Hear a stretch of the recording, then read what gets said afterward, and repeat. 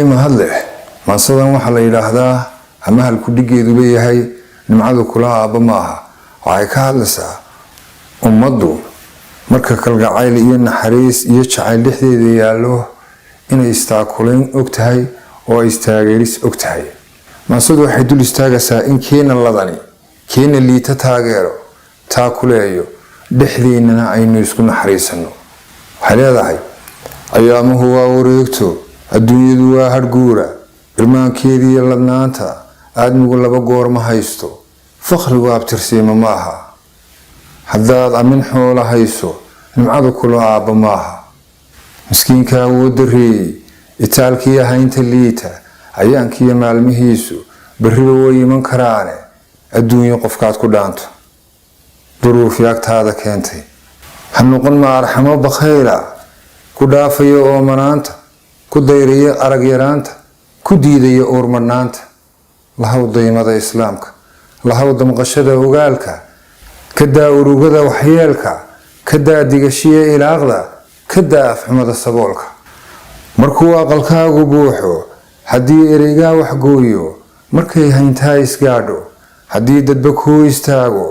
markii anfacaa samaado haddii amarkaa fulaayo oo aad tahay ruux axsaan leh baldaalaca uwadka jaarka agoontiya maxasta baahan baldaalaca ogadooda siduu aradku uga muuqdo damiirka haddaad dhexdiisa dareenka ogaalka siiso baldaalaca waad ilmayne hooyadan dhaxamaha ordaysa dheeftii ubad raadinaysa alleelka madow gudaysa dhibtiya abasada sharkiisa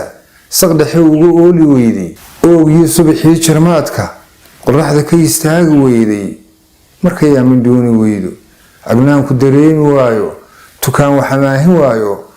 uurkiya qalbiguun kooyda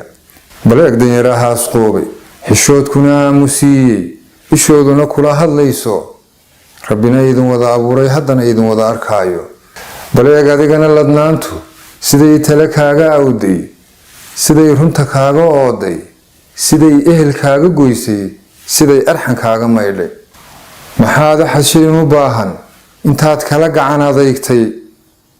midaana jar laga helaynin abaal duni kuugu haynin ogeyn waayaha casuunti adduun dharginlaa addoomo adduun dhaqmilaa ayaamo adduun dhalilaa adduunyo israafka maxaad ku dhiibtay maalkubay imtixaamid weeye ilaa hantiduu ku siiyey haddaad iridaha samaanta wanaag ku aruurin weydo hayaadkana raaci weydo xaqana ku iftiimin weydo nabadda ku aslaaxin weydo ujeeddo san yeelan weydo wuxuu nafla kaaga aayo rabbina ajar kaaga yeelo haddaad u adeegsan weydo oo aad saka bixi ilowdo amaba sadaqada ilduufto dharaan adag baa dambaysa naftuna waa kugu ammaano dardaaranka ila xidhkiisa waxaan taladii ku ooday cafiska noqon ruux awooda xumaha noqon ruuxi laawa qofka aad uurkaba ku hayso ilaahay dartii u saamax qulubta ka saar addoonka maruun kugu dhibay adduunka ifkana khayr sii shaqayso. Assalaamu calaykum.